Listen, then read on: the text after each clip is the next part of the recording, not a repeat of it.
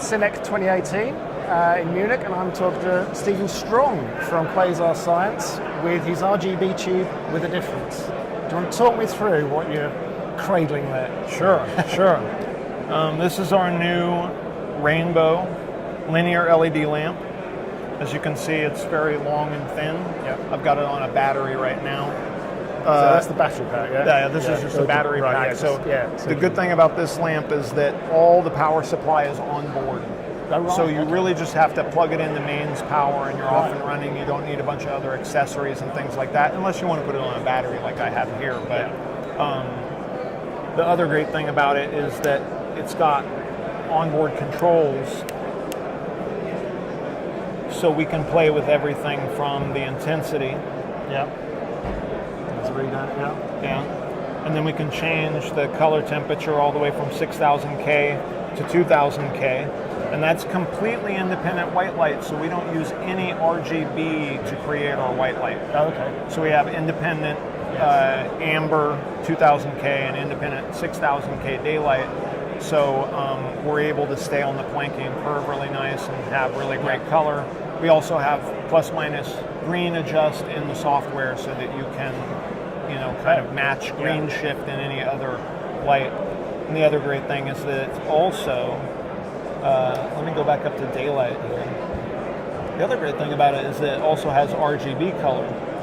So you can saturate in these full colors and then go through the hue wheel. Yeah.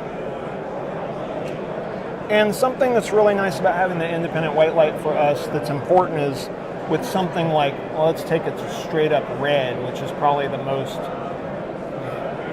saturated color we can have here.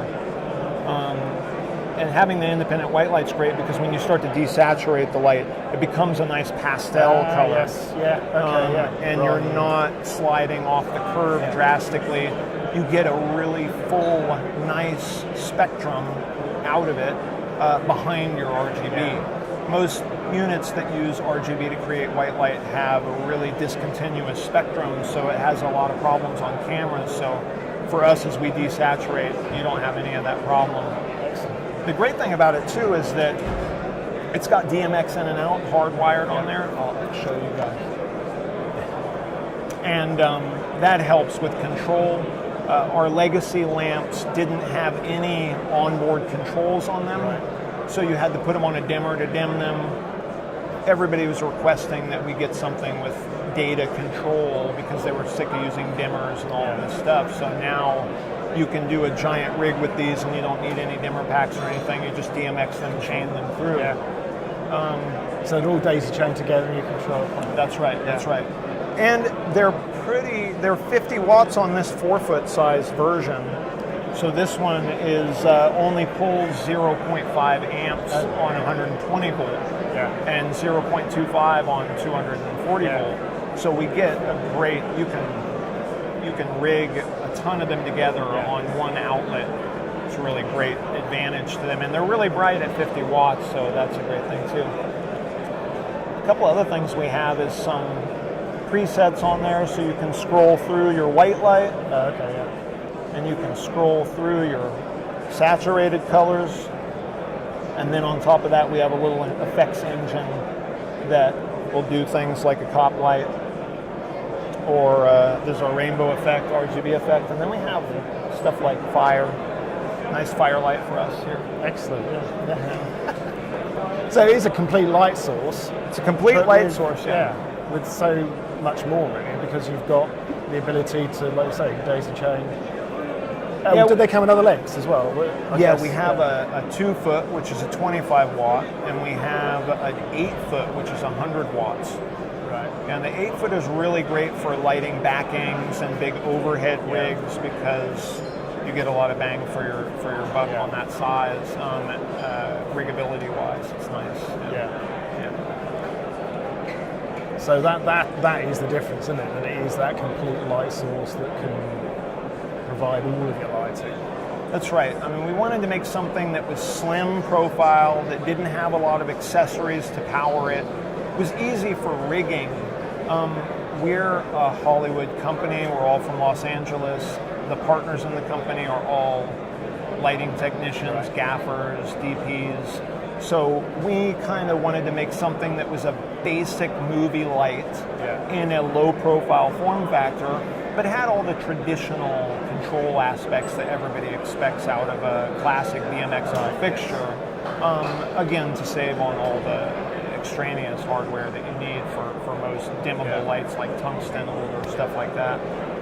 So we definitely wanted to make something that was easy to use, onboard controls. You didn't have to pull out your phone to control it's quick it, to use as like well, that. isn't it? That's right. Yeah, it's something you can really bring in fast. The other thing about it that I didn't mention is it's got wireless transceiver on it. Oh, okay. So if you have a multi-bank fixture, you can make all of the tubes follow one lead tube, or you can link it to a giant rig of tubes if you really needed to and control everything from one lamp.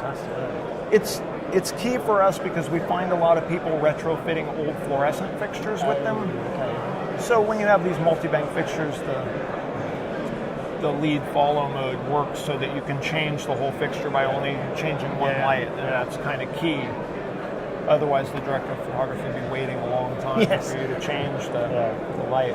That's brilliant, but because it's a product for a specific need, isn't it? Which, well, like I said, we really wanted to make a lighting source that was low profile. We wanted something that you could stick behind benches, that you could put up in small hallways and stuff like that. I mean, we get really lucky for people if they're shooting in a hallway, they can put this tube literally right there against the wall, and it's still out of frame. Can't do that with a larger instrument, obviously, and you still get a nice broad source because of the width of it. That's fantastic.